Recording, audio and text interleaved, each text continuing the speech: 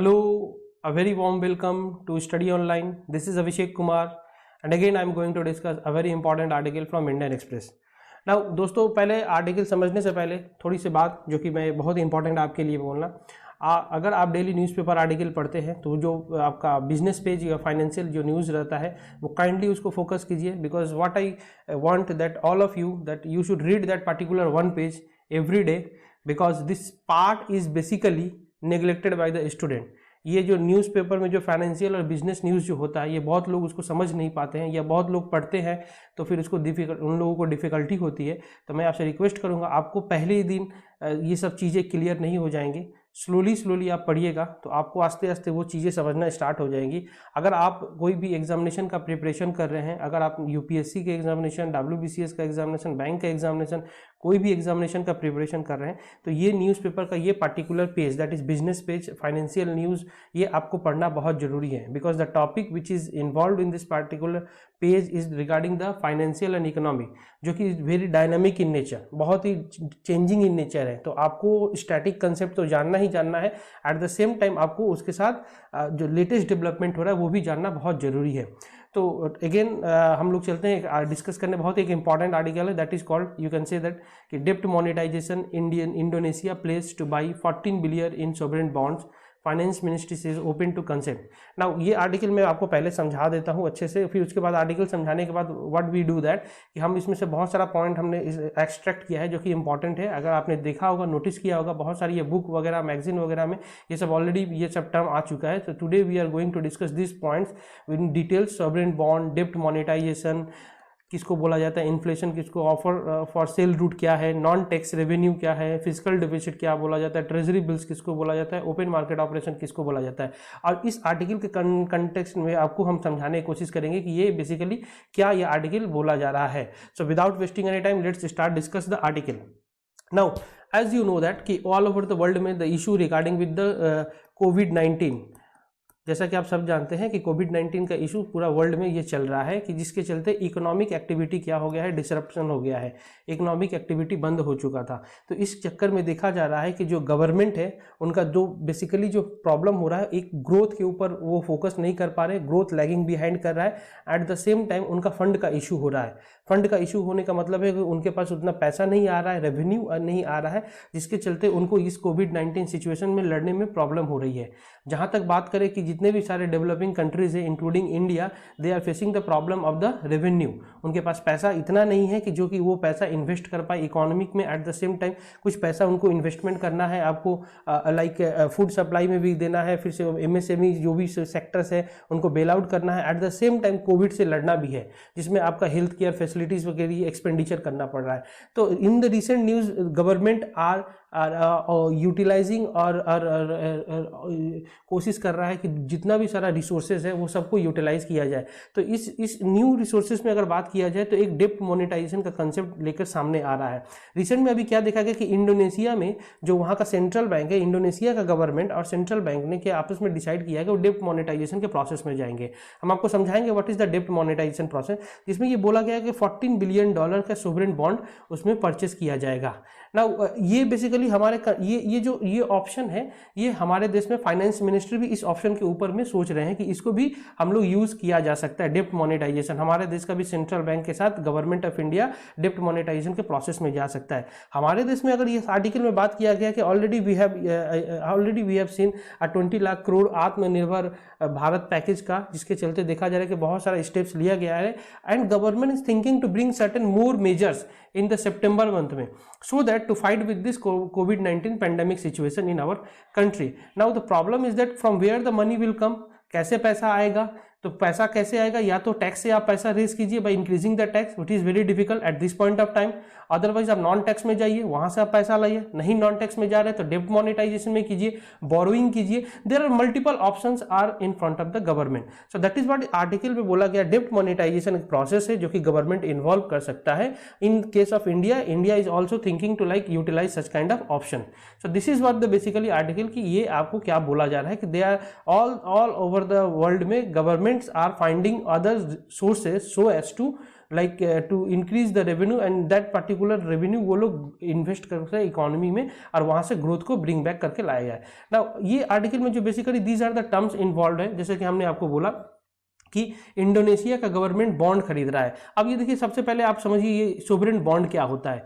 Sovereign bond क्या होता है, सब बॉन्ड सोवरेन बॉन्ड समझने से पहले समझिए बॉन्ड का मतलब क्या होता है। बॉन्ड एक लॉन्ग टर्म बोरोइंग इंस्ट्रूमेंट है। बॉन्ड एक लॉन्ग टर्म बोरोइंग इंस्ट्रूमेंट है। लॉन्ग टर्म बोरोइंग इंस्ट्रूमेंट का मतलब क्या बोला जा रहा है, लॉन्ग टर्म इंस्ट्रूमेंट का मतलब जिसका टाइम पीरियड होता है मोर देन 1 ईयर, 1 साल से ज़्यादा का जिसका टाइम पीरियड होता है, 1 साल से ज़्यादा का टाइम पीरियड को मोर देन 1 ईयर को बॉन्ड बोला जाता है। बॉन्ड कौन कौन बॉन्ड का यूटिलाइज कौन कर सकता है, गवर्नमेंट भी थ्रू बॉन्ड के जरिए बोरो कर सकता है, प्राइवेट कंपनीज होती है वो भी बॉन्ड के जरिए जो क्या होता है कि मार्केट से बोरोइंग करती है। अब गवर्नमेंट आपसे एक प्रॉमिस करेगा कि हम आपको पैसा, अगर आप हमको पैसा देते हैं तो अगर आप हमको 5 ईयर्स के लिए पैसा देते हैं तो हम आपको 6% 7% रेट ऑफ इंटरेस्ट से हम आपको रिटर्न बैक करेंगे आफ्टर 5 ईयर्स के बाद। सपोज करो कि एक पब्लिक है जिसके पास 1 लाख रुपया पड़ा हुआ है, 1 लाख रुपया पड़ा हुआ है, तो हम क्या करेंगे, 1 लाख रुपया देकर ये गवर्नमेंट का जो बॉन्ड है उसको हम परचेस करेंगे और आफ्टर 5 ईयर्स गवर्नमेंट हमको 1 लाख रुपीज़ भी देगा, at the same time 7% rate of interest भी प्रोवाइड करेगा। So for this 5 years government utilise this 1 lakh rupees from the public and then उस 1 लाख रुपीज़ को लेकर गवर्नमेंट ने फिर क्या किया, इकोनॉमी में उसको इन्वेस्टमेंट किया। रिसेंट में अगर बात किया जाए तो एक अच्छा गवर्नमेंट का बॉन्ड था जिसको बोला जा रहा था RBI बॉन्ड, जो कि वो बॉन्ड को रिसेंट में गवर्नमेंट ने क्लोज कर दिया, जिसका 7 ईयर लॉक इन पीरियड था, जिस 7 साल के लिए इन्वेस्टमेंट का प्लान था।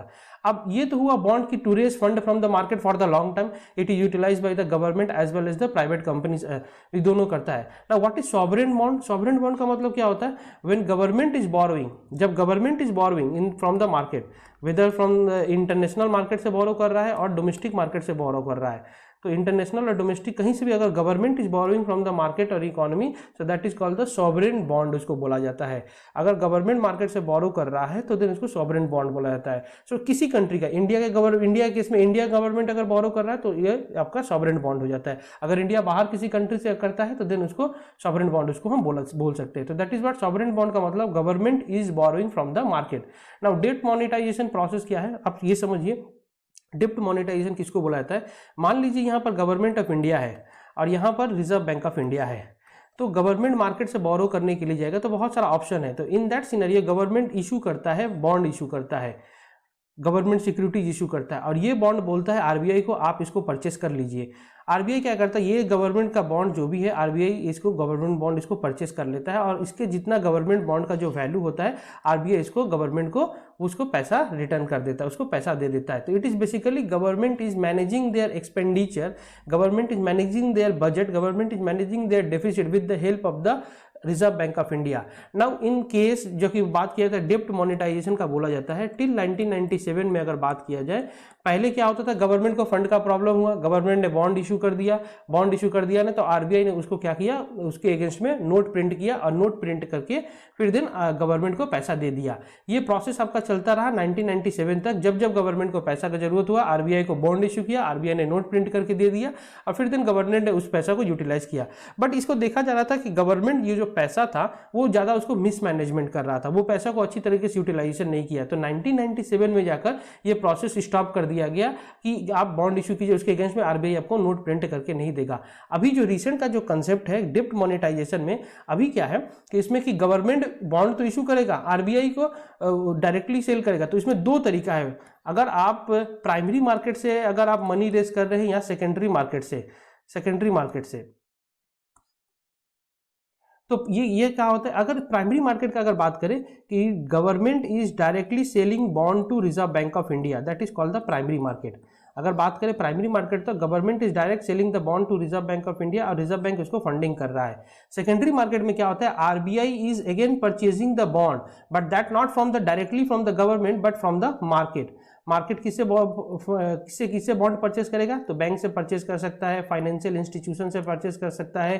तो यहाँ पर क्या हो रहा है, सेकेंडरी मार्केट में अगर क्या होता है कि रिजर्व बैंक क्या करेगा, इनको पैसा देगा और इनसे बॉन्ड परचेस कर लेगा। सो इन दैट सिनेरियो अगर बात किया जाए, इसी को बोला जाता है ओपन मार्केट ऑपरेशन बोला जाता है। अगर reserve bank of India is purchasing government bond through directly from the market, so that is called the open market operation. Now try to understand, here reserve bank of India is not printing an additional money. यहाँ पर reserve bank of India कोई additional note print नहीं कर रहा है in case of secondary market में। यहाँ reserve bank पैसा दे रहा है और यहाँ से बॉन्ड परचेस करके लेकर अपने पास चला जा रहा है। इससे क्या हो रहा है कि जो मनी आरबीआई के पास है, जो मनी आरबीआई के पास है वो किसके पास चला जा रहा है, बैंक के पास चला जा रहा है, फाइनेंशियल इंस्टीट्यूशन के पास चला जा रहा है। और ये बैंक फिर किसको दे रहा है, फिर पब्लिक को लोन दे रहा है, फाइनेंशियल इंस्टीट्यूशन फिर एमएसएमई को लोन वगैरह प्रोवाइड कर रहे हैं। और फिर देन ये आस्ते आस्ते क्या हो रहा है, ये इकोनॉमिक एक्टिविटी में ये मनी सप्लाई इंक्रीज हो रहा है with the help of this open market operation. Here additional कोई मनी इंक्रीज नहीं हो रहा है इकोनॉमी में। सो जो बेसिकली जो कंसर्न जो बोला जा रहा है कि किस तरीके से अगर डेप्ट मोनेटाइजेशन के प्रोसेस में अगर जाता है रिजर्व बैंक ऑफ इंडिया तो इसमें क्या होगा, तो दो तरीका है, एक तो आपको सेकेंडरी मार्केट से आप इस तरीके जाइए। अब प्राइमरी मार्केट में जो बोला जा रहा है डेप्ट मोनेटाइजेशन में, वेयर गवर्नमेंट ऑफ इंडिया क्या करेगा, डायरेक्टली आरबीआई से बोलेगा कि तुम बॉन्ड रखो और जो भी है पैसा हमको प्रिंट करके दो। बट आज के डेट में जो कि बोला जाता है कि ये डायरेक्टली प्रिंटिंग मनी आज के डेट में नहीं होता है। अगर मॉडर्न मॉनेटरी थ्योरी की अगर बात किया जाए तो आज के डेट में रिजर्व बैंक ऑफ इंडिया कोई नया फिर से इसमें भी नोट पब्लिक को गवर्नमेंट को नहीं देगा। यहाँ पर क्या होगा, reserve bank of India account में तो गवर्नमेंट का पैसा ट्रांसफर तो कर देगा, लेकिन यहाँ पर क्या होता है, जो बेस मनी होता है वो बेसिकली इंक्रीज होता है। So in right now the concept is basically according to the recent economics concept कि इन केस ऑफ डेप्ट monetisation government directly asking from Reserve bank of India to print money and then give it to मी।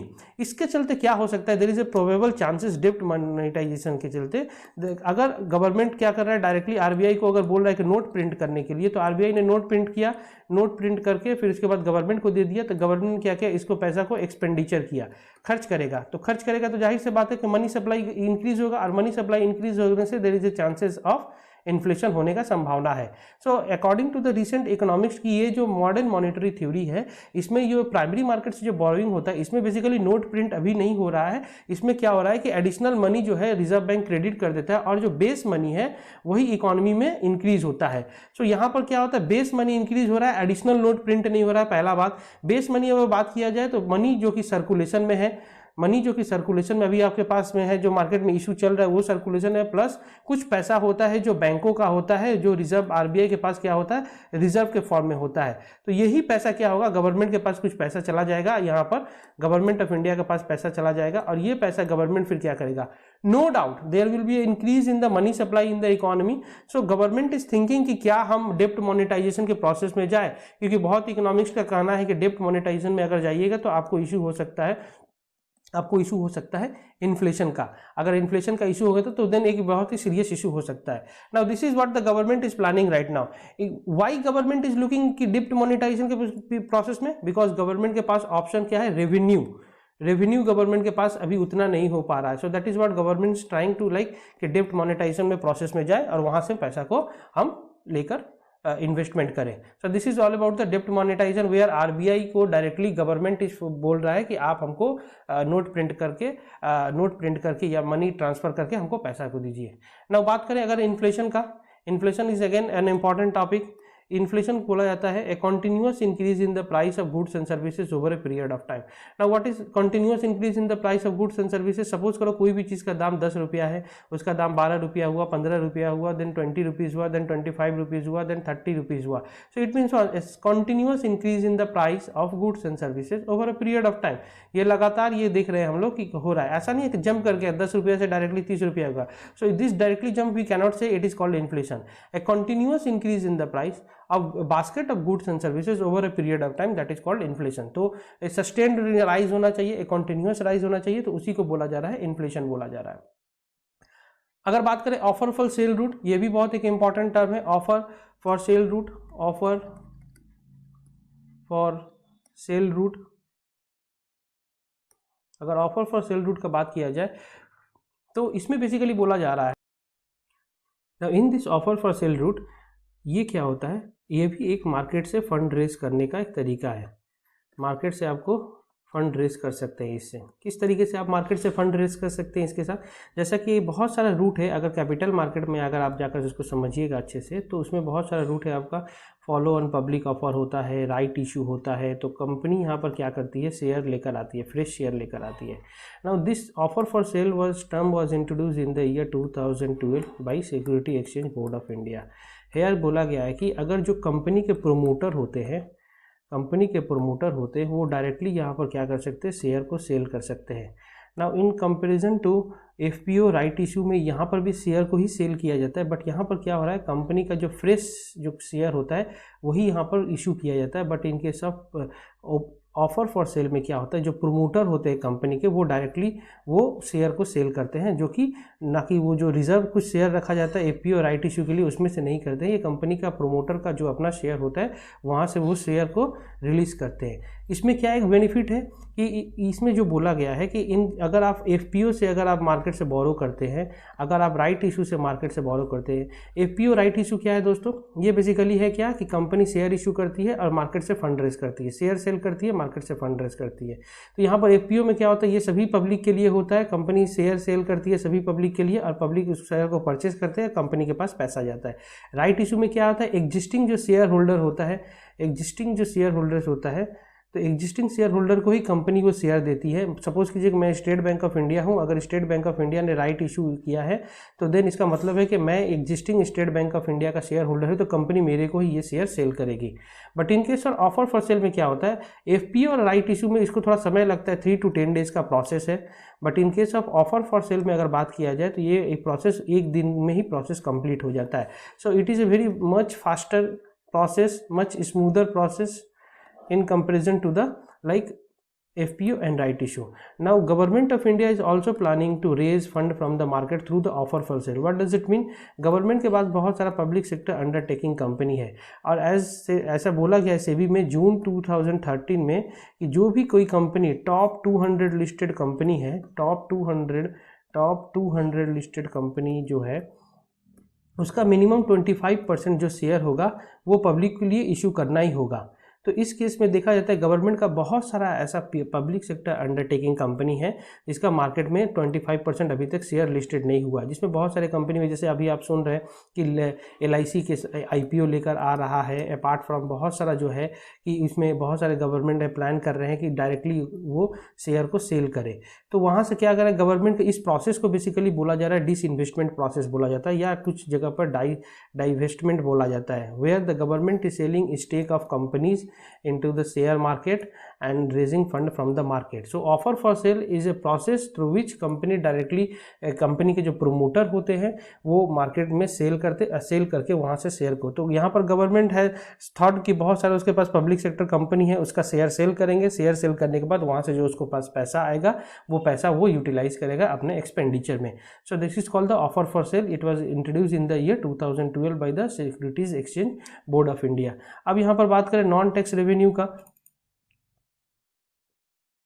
अगर यहाँ पर बात करें non tax revenue का तो देखिए टैक्स का अगर बात करें तो ये रेवेन्यू रिसीट के अंदर में पड़ता है। एक होता है आपका रेवेन्यू रिसीट के अंदर में बात करते हैं तो 2 टैक्स होता है, एक होता है आपका टैक्स रिसीट होता है, एक होता है टैक्स रिसीट होता है और एक होता है आपका नॉन टैक्स रिसीट होता है, एक होता है नॉन टैक्स रिसीट होता है। अगर टैक्स रिसीट के बारे में बात करें तो इसके अंदर में 2 है, डायरेक्ट टैक्सेस है और इनडायरेक्ट टैक्सेस है। और नॉन टैक्स रिसीट के बारे में बात करें तो यहाँ पर बात आता है आपका फ़ी आ जाता है, फाइन आ जाता है, डिविडेंड आ जाता है, फिर बहुत सारा इसमें टर्म आता है। सो गवर्नमेंट कोशिश कर रहा है कि लाइक कि गवर्नमेंट मार्केट से बोरो करे। दूसरा एक ऑप्शन है गवर्नमेंट नॉन टैक्स रेवेन्यू से जा सकता है, बिकॉज इंक्रीजिंग द टैक्स अगर बढ़ाने का बात किया जाए तो वो अभी पॉसिबल, जैसा कि मैंने पहले ही बोला, ये अभी नहीं है। तो नॉन टैक्स रिसीट में जो कि गवर्नमेंट कोशिश कर रहा है कि अदर सोर्सेज में फ़ी, फाइन, डिविडेंड एंड देन फिर आपका इंटरेस्ट जो होता है रिसीव्ड होता है यहाँ से, या फिर कोई एड अगर मिल गया गवर्नमेंट को यहाँ से कहीं कंट्री से, तो नॉन टैक्स रिसीट में वहाँ से गवर्नमेंट सोच रहा है कि यहाँ से फंड को रेज किया जा सके। अगर बात करें फिजिकल डेफिसिट का दोस्तों तो ये बहुत इंपॉर्टेंट टर्म है, ये सब समय न्यूज़ में आते रहता है। अभी जो गवर्नमेंट के पास इशू हो रहा है, अगर गवर्नमेंट ज़्यादा बोरो कर रहा है मार्केट से, प्रॉब्लम है कि ज़्यादा बोरो करेगा, ज़्यादा क्या करेगा, बोरो करने के बाद आपका ज़्यादा एक्सपेंडिचर करेगा, तो ज़्यादा एक्सपेंडिचर होगा तो फिर क्या होगा, आप गवर्नमेंट का जो रेवेन्यू जो कलेक्शन है वो 3 महीने में इकोनॉमिक एक्टिविटी अच्छे से नहीं होने के कारण रेवेन्यू उसमें डिक्रीज हुआ है, रिड्यूस हुआ है, और जिसके चलते कंटिन्यूस देखा जा रहा है कि गवर्नमेंट का एक्सपेंडिचर इंक्रीज हो रहा है बट रेवेन्यू क्या हो रहा है कि वो डिक्रीज होते चला जा रहा है और गवर्नमेंट का एक्सपेंडिचर इंक्रीज हो रहा है। अगर यही जो देखा जाता है कि when expenditure is greater then revenue जब भी होगा तो that is what the government will face the problem of the fiscal deficit. So in a financial year when government expenditure exceed the revenue so that is called the, आपको बोला जाता है fiscal deficit. अगर expenditure के बारे में बात करें दोस्तों तो यहाँ पर टोटल आ जाएगा आपका टोटल एक्सपेंडिचर का बात किया जा रहा है, टोटल एक्सपेंडिचर जिसमें आपका रेवेन्यू एक्सपेंडिचर प्लस आपका कैपिटल एक्सपेंडिचर होता है। अगर यहाँ पर बात करें रेवेन्यू के बारे में तो रेवेन्यू में 2 रेवेन्यू आ जाता है, एक होता है रेवेन्यू रिसीट होता है और दूसरा होता है कैपिटल रिसीट होता है। तो यहाँ पर बेसिकली जो बात करते हैं फिजिकल डेफिसिट में हम, तो कैपिटल रिसीट में जो जो चीज़ है तो यहाँ पर हम लोग क्या करते हैं, debt non debt creating capital receipt. Non debt creating capital receipt का मतलब क्या होता है, जब भी हम फिजिकल डेफिसिट हम कैलकुलेट करते हैं तो यहाँ पर क्या होगा, total expenditure minus total receipt, but यहाँ पर एक टर्म जिसको बोला जाता है कि एक्सक्लूडिंग बोरोइंग। एक्सक्लूडिंग बोरोइंग, ये हमेशा याद रखिएगा, ये एग्जाम में इसी तरीके से आपसे क्वेश्चन पूछता है कि फिजिकल डेफिसिट में क्या बोला जा रहा है, इंक्लूडिंग बोरोइंग एक्सक्लूडिंग बोरोइंग। तो जब भी हम फिजिकल डेफिसिट कैलकुलेट करेंगे तो हम लोग एक्सक्लूडिंग बोरोइंग, और ये बोरोइंग कौन सा पार्ट है दोस्तों, ये बोरोइंग है आपका कैपिटल रिसीट का। तो हम जब भी कैलकुलेट करेंगे फिजिकल डेफिसिट को तो हम उसमें क्या करेंगे, not debt creating capital receipt, हम डेट क्रिएटिंग कैपिटल रिसीट में नहीं करेंगे। तो borrowing is a component of the capital receipt. Capital receipt का कंपोनेंट में अगर बात करी जाएगा तो बोरोइंग आता है, बोरोइंग आता है, रिकवरी ऑफ लोन आता है, रिकवरी ऑफ लोन आता है, एंड देन उसको बोला जाता है डिसइन्वेस्टमेंट बोला जाता है, डिसइन्वेस्टमेंट जो भी मैंने आपको समझाया। तो बोरोइंग को हम लोग कैलकुलेट नहीं करेंगे जब हम लोग फिजिकल डेफिसिट को कैलकुलेट करेंगे। तो कैपिटल रिसीट में जब भी हम इंक्लूड करेंगे revenue receipt and capital receipt में, so we will include recovery of loan and the disinvestment, but we will not include the आपका borrowing part. So that is called the physical deficit when total expenditure is greater than total revenue. Now comes to the treasury bill, ये again it is very important. Treasury bill is nothing but a dated government securities to raise fund from the market. ये क्या होता है, ये money market का instrument है। Money market का instrument जो भी कुछ होता है that is regulated by the reserve bank of India, और इसका टाइम पीरियड जो कि बोला जाता है आपका 1 ईयर का टाइम पीरियड होता है। सो जब भी हम बात करेंगे तो 2 चीज़ें, एक है ये है मनी मार्केट, ये है short term instrument, short term market बोल सकते हैं, और इसके अंदर में जो भी इंस्ट्रूमेंट आता है उसको शॉर्ट टर्म बोलते हैं। शॉर्ट टर्म बोलने का मतलब एक ही डिफिनीशन है, that is less than 1 year. अगर लॉन्ग टर्म का बात करें, लॉन्ग टर्म इंस्ट्रूमेंट जो भी कुछ आता है that is more than 1 year. तो हमने जैसे बात किया कि लॉन्ग टर्म में कौन आ रहा है, तो लॉन्ग टर्म में आ रहा था बॉन्ड। बॉन्ड क्या है, लॉन्ग टर्म है, वो 1 साल के ज़्यादा लंबे समय तक के लिए होता है। और लॉन्ग टर्म के लिए बात करें तो लॉन्ग टर्म को कौन रेगुलेट करता है, तो सेबी के लिए करता है, सेबी जो कि लॉन्ग टर्म इंस्ट्रूमेंट है, जो कि कैपिटल मार्केट उसको बोला जाता है। सो मनी मार्केट ट्रेजरी बिल में क्या होता है यहाँ पर कि आरबीआई क्या करता है, बॉन्ड को सेल और परचेज करता है, दैट इज कॉल्ड, इसको बोला जाता है कि ट्रेजरी बिल्स। तो ट्रेजरी बिल्स में क्या होता है, डेट होता है, T91 डेज के लिए ट्रेजरी बिल इशू किया जाता है, T182 डेज के लिए ट्रेजरी बिल्स इशू किया जाता है, T364 डेज के लिए ट्रेजरी बिल्स इशू किया जाता है। So it is a secured instrument through which government market से पैसा बोरो करता है। सो दैट इज व्हाट इसका टाइम पीरियड होता है, and it is available in 1 lakh, it is available in 1 lakh and multiple. आप अगर 1 लाख, 2 लाख, 3 लाख, 4 लाख इसमें इसको परचेस कर सकते हैं। कितने दिन के लिए, 91 डेज के लिए, कितने दिन के लिए, 182 डेज के लिए, कितने, 364 डेज के, but that should not be more than 364 days. तो टी बिल्स का मतलब होता है treasury bills to raise fund from the market by the government. ये हुआ treasury bills. Open market operation, again I said that open market operation जो होता है, ओपन मार्केट ऑपरेशन जो होता है ये done by the reserve bank of India. Try to understand open market operation in a very simple way. यहाँ पर 2 चीज़ें, एक हो रहा है बाई हो रहा है और एक हो रहा है सेल हो रहा है। So it is a direct and deliberate buying and selling government securities. क्या होगा, गवर्नमेंट सिक्योरिटीज़ होगा इन द मनी मार्केट। कहाँ पर होगा, मनी मार्केट में होगा। किसके द्वारा होगा, रिजर्व बैंक के द्वारा होगा। At the time of inflationary situation, जब इन्फ्लेशन का समय आता है, at the time of inflationary situation के समय क्या होता है, आरबीआई सेल करता है, बॉन्ड सेल करता है। कहाँ पर करता है, मार्केट में करता है। और ये जो मार्केट का बात किया जा रहा है that is called the secondary market, जहाँ पर बायर्स है कौन, बैंक्स है, फाइनेंशियल इंस्टीट्यूशन है। तो आरबीआई क्या करता है, सेल करता है बॉन्ड को। तो आरबीआई के पास क्या पड़ा है, बॉन्ड पड़ा है। आरबीआई ने किसको सेल किया? बैंक को सेल किया। बैंक के पास क्या था? पैसा था। बैंक ने क्या किया? बॉन्ड ले लिया और आरबीआई को पैसा दे दिया। तो ये जो देखा जा रहा है कि बैंकों के पास जो पैसा था, ये पैसा किसके पास चला आया? आरबीआई के पास चला आया। तो इससे क्या हुआ कि जो मनी मार्केट से है, जो आरबीआई ने एब्जॉर्ब कर लिया और बैंकों को क्या दे दिया? बॉन्ड इसको दे दिया। तो कब हुआ? इन्फ्लेशनरी सिचुएशन, मतलब when there is excess liquidity in the economy. तो Reserve Bank at that time क्या करेगा? मार्केट से लिक्विडिटी को एब्जॉर्ब करने की कोशिश करेगा, सो दैट कि थोड़ा बहुत लिक्विडिटी कम होगा। तो लिक्विडिटी कम होने से क्या होगा कि मनी सप्लाई कमेगा। मनी सप्लाई कम होने से देन फिर क्या होगा? डिमांड कमेगा, और डिमांड कम होने से फिर देखा गया कि प्राइस राइज में थोड़ा कमी आएगी। सो एक ये है इन्फ्लेशनरी सिचुएशन के साथ आरबीआई सेल करता है, याद रखिएगा। और परचेस कब करेगा? जब देखेगा कि at the time of deflationary situation होगा, डिफ्लेशन का सिचुएशन होगा। सो आरबीआई क्या करेगा? आरबीआई जिन लोगों के पास ये बॉन्ड पड़ा हुआ है सेकेंडरी मार्केट में, तो उनसे परचेस करेगा, उनको पैसा देगा। तो उनको पैसा देगा तो लोगों के हाथ में पैसा आएगा, लोग क्या करेंगे? पैसा को एक्सपेंडिचर करेंगे। एक्सपेंडिचर करने से क्या होगा? डिमांड क्रिएट करेंगे। डिमांड क्रिएट करने से क्या होगा? प्रोडक्शन होगा। प्रोडक्शन होने से फिर क्या होगा? देन कंपनी को ग्रोथ होगा। कंपनी को ग्रोथ होगा तो फिर देन कंपनी गवर्नमेंट को टैक्स देगी, एंड देन फिर से ये जो प्रोसेस है जो ये पूरा रिवाइव होने लगेगा। तो डिफ्लेशन जो सिचुएशन है, जो कि नीचे की तरह इकोनॉमी चला जा रहा था, तो उस चीज़ को रिकवर करने के लिए reserve bank of India open market operation का बात किया जा रहा है।